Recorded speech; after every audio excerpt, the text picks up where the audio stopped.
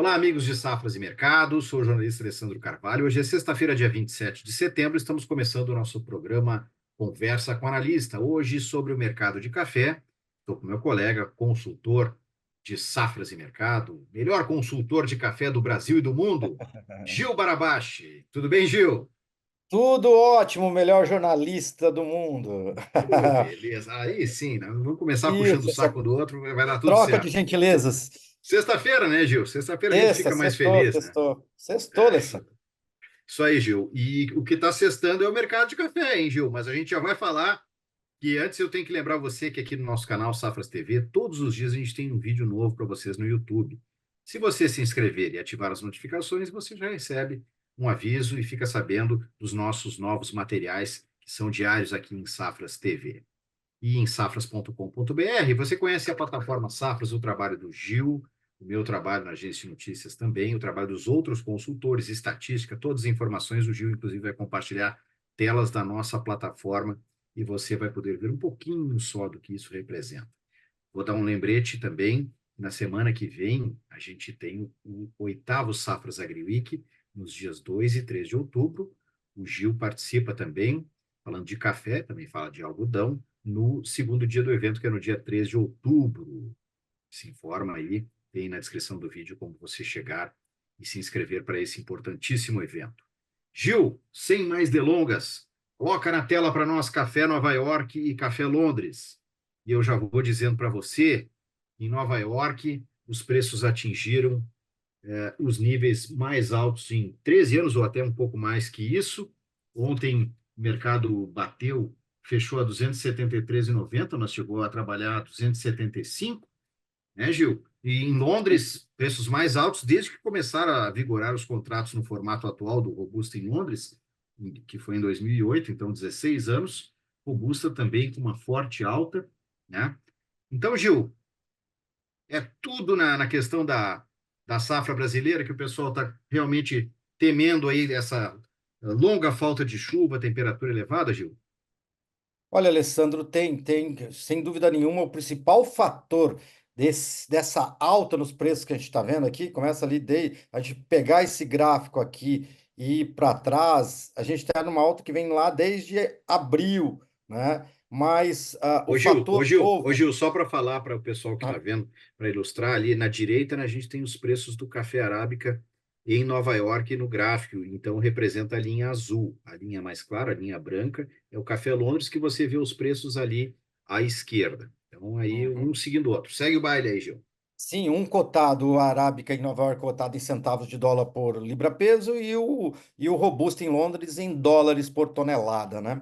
Bom, o fator agora, um fator novo, né, que explica essa nova guinada de alta aqui, seguindo, a gente está numa tendência de alta desde abril, mas essa nova guinada de alta que rompeu a linha dos 270 lá em Nova York é em cima de clima no Brasil. Então, essa cada semana que passa sem chuva, isso aí vai criando um ambiente ruim em relação à perspectiva da próxima safra brasileira e, lógico, leva aí os agentes a procurar proteção, fundos se protegendo em relação a esse clima adverso no Brasil, e você tem aí alguns compradores também protegendo posições, então tudo isso leva a Nova York a bater nos níveis aí de máximas, testando máxima para contrato. No caso do Robusta, ele já está na máxima histórica, no Arábica não, né? Mas esse é todo um processo, uma tendência que vem, e o fator agora atual é a seca no Brasil. Mas só um pontinho aqui que é interessante, Alessandro, que a gente vê que desde abril,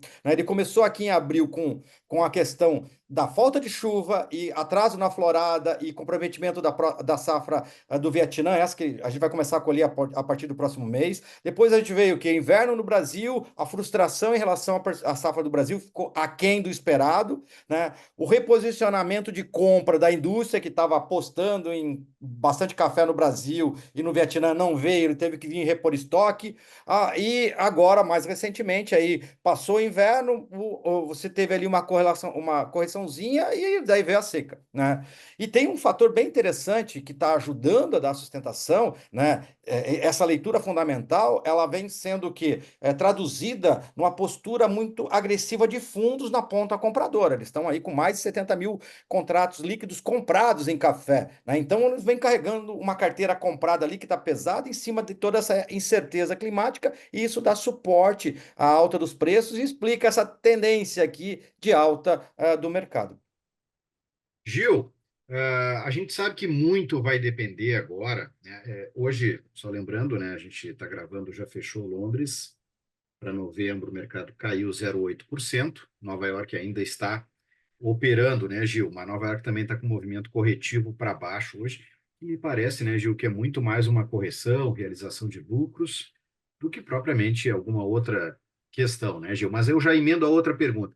Gil, o mercado está esperando realmente a questão de quando vão vir as chuvas, né? E depois que vierem as primeiras chuvas, vai ter aquele impacto. A notícia que abriu floradas maravilhosas, mas o mercado vai esperar para ver se consolida uma regularização das chuvas, porque é preciso para o pegamento das floradas. É por aí, Gil. O mercado agora está todo mundo olhando lá para o céu para ver, olha, quando é que vai vir. E, e a gente pode esperar uma correção muito forte para baixo, ó, se vier umas chuvas boas assim agora. Olha, Alessandro, exatamente, o mercado é climático, isso aqui é mercado de clima. E uma das características do mercado de clima é a volatilidade. Por enquanto, o que que ele tá carregando? Ele está carregando proteção climática, esperando chuva. É natural que quando chova, ele, ele haja o quê?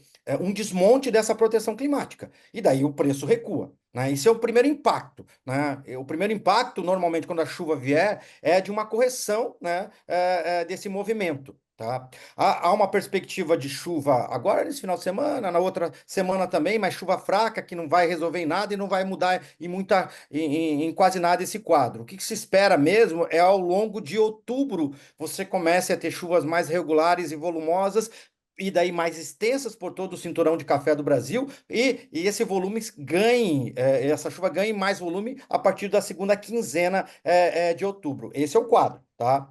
Então, uma confirmação desse quadro climático, essa mudança de padrão climático, lógico que você vai resultar em alguma correção. O primeiro impacto será negativo. E daí, depois dessa desse primeiro impacto da chegada das chuvas, o mercado vai começar a analisar, né, a chegada das floradas, o que que elas estão indicando e posteriormente o pegamento. Né? Então você tem aí uma mudança de comportamento que depois vai ter que ser acompanhada, monitorada pelo mercado para ver se vai confirmar ou não o visual das floradas em relação ao potencial da próxima safra, né? Então você pode ter um impacto, o primeiro impacto é um impacto negativo e depois você vai esperar um pouco para ver se confirma essa mudança de trajetória ou não. Né? Isso vai depender um pouco mais, depende do pós-florada, né? Mas esse é o comportamento, é um mercado de clima em cima da próxima safra do Brasil, né? E o primeiro sinal vai ser as chuvas, né? A espera da chuva, o mercado está esperando a chuva. Gil, rapidinho para depois a gente já mudar a tela e falar do mercado Uhum. físico. Gil, a gente tem agora em outubro começando a entrar a safra do Vietnã e ao longo do ano o mercado teve muitos momentos de grande suporte nos preços pela oferta restrita no Vietnã, com os números de exportação sempre caindo e também com a apreensão devido ao clima seco da mesma forma que no Brasil para essa safra agora. Mas a entrada mesmo da safra pode também pesar aí sobre os preços do robusto, agora a entrada da safra do Vietnã? Olha, Alessandro, a gente já está começando a perceber, não em bolsa, a gente está vendo ali o preço está valorizado, tanto em Londres como em Nova York, mas em diferenciais, né? Os bases nos portos, eles estão enfraquecendo em relação ao que tinha anteriormente. Eu creio que o movimento da chegada do Vietnã no mercado, lógico, vai ser uma safra menor do que o do ano passado, essa é a expectativa, né? Mas, mesmo assim, você tem aquela pressão sazonal da chegada de oferta nova no mercado. Isso aí traz um movimento. Eu acho que ele vai ser mais perceptível em diferencial do que em bolsa. Mesma coisa acontece com a arábica, né? O Brasil aqui também está um pouquinho mais largo o diferencial e as origens que entram ao longo do último trimestre. Começa um ciclo comercial ao longo do último trimestre do ano. Colômbia, uns suaves colombianos, uns suaves da América Central, alguns alguns africanos, né, origens africanas que chegam nesse período do ano, e daí a gente percebe já um alargamento desses diferenciais. Então, eu creio que a oferta, principalmente lá no Vietnã, e principalmente do Robusta, ela deve acontecer muito mais por diferencial do que por bolsa. A bolsa ela vai estar pesando muito mais no clima do Brasil do que nessa entrada de café novo nesse início de ciclo comercial. Beleza, Gil, vamos para o nosso mercado físico. Quando está trocando a tela, eu fiz a minha coluna semanal hoje, então eu estou com também dados fresquinhos na cabeça e no papel aqui, que é a minha anotação. Olha só, no sul de Minas, em setembro, é o dia de ontem, né? Porque a gente depois atualiza na plataforma as informações do mercado físico no dia de hoje. Mas o café arábica bebida boa no sul de Minas subiu 6,3%. E o preço que a gente tinha no dia de ontem era 1.510 a saca de 60 quilos. O Conilon tipo 7 em Vitória, Espírito Santo, no mesmo comparativo até o dia 26, subiu 4,4%. Ontem a gente tinha referência sempre base de compra, 1.535 a saca. Segunda vez na história que o Conilon passa do Arábica, principalmente levando em conta esses cafés de bebida boa para melhor. Gil, fala para nós como é que está o mercado, bem cauteloso, todo mundo também olhando para o céu aqui, ó, o vendedor olhando e pensando que pode ser que continue complicado o clima e o comprador esperando que caia a chuva para talvez o preço cair também, né, Gil? Essa é a ideia, Alessandro. A gente percebe aí as pontas um pouquinho distantes, né? O comprador e o vendedor distantes, né? Os dois olhando para clima e os dois trazendo uma leitura diferente, né? O comprador esperando que venha a chuva e esse mercado recue, o vendedor olhando, ó, talvez ela não venha, mesmo que venha, você está comprometido a safra do ano que vem, tá? Os dois adotando uma postura cautelosa nesse momento, esperando os próximos movimentos, e o próximo movimento é climático, né?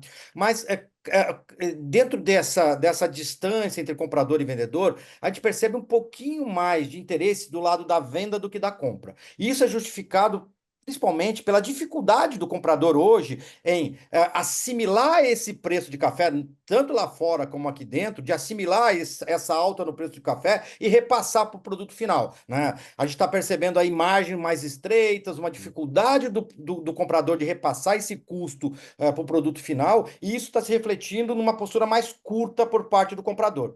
O vendedor, aqueles que ainda têm bastante café dessa safra ou que estão pouco posicionados em relação à safra futura, tal, aí de um movimento leve, ainda bem pequeno, a gente percebe o quê? Alguns estão aproveitando esse pico de alta para gerir diluir risco, né? Um risco do quê? De quando vier a chuva, o mercado recuar, fazendo um pouquinho mais de posição. Então, nessa distanciamento, a gente percebe um pouquinho mais de interesse do lado do vendedor, mas é pouca coisa. Mas sim, dá para perceber um pouco mais de interesse do lado do vendedor. Gil, para a gente encaminhar o fim do nosso bate-papo, vamos falar de dica para o produtor de café nesse momento, né? A gente tem um cenário desafiador, essa questão do mercado de clima é desafiadora, né? A gente tem que falar isso aí. Mas o que que a gente pode Exatamente. falar desse momento aí, na nossa dica do produtor, que a gente sempre encerra com esse Olha, ponto no Alessandro, nosso vídeo?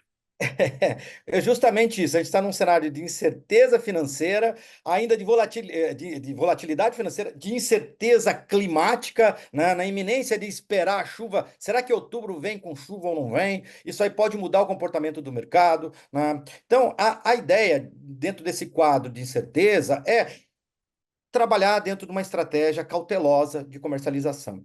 Essa ideia que eu mencionei anteriormente do produtor vir um pouco para o mercado, aproveitar um pouco essa alta, né? Você citou preços históricos, né? Você tem aí Nova York batendo 270 centavos, robusta acima do Arábica, Arábica bastante valorizado. A gente percebe já uma dificuldade do lado do comprador em repassar esses preços. Então, talvez aí o vendedor, o produtor aproveitar esse momento e fazer algumas posições. Mas a ressalva é o seguinte: diante desse quadro de incerteza produtiva, não é para ele fazer de uma forma escalonada. Vem, faz um pouco, garante margem, garante posição. E daí ele fica mais tranquilo para administrar o resto da sua comercialização. Essa seria a ideia aí de uma estratégia de comercialização. Aproveitar o momento, mas sem afobação. Excelente, Gil. Obrigado por mais esse nosso bate-papo, conversa com analistas sobre o mercado de café. Meu recado final, nossas redes sociais sempre estão no nosso vídeo, na descrição do vídeo também. Próximos eventos de safras e mercado estão ali listados. especialmente o oitavo Safras AgriWeek, que será nos dias 2 e 3 de outubro, mais conhecidos como próxima quarta e próxima quinta-feira, Exatamente. semana que vem. Então, o Gil está lá também, assim como outros consultores de safras e mercado. Agradeço muito, Gil. Obrigado. Um abraço para ti, um bom final de semana e um bom final de semana para todos. Abraço, Alessandro. Bom final de semana para você, bom final de semana para todos e até a próxima.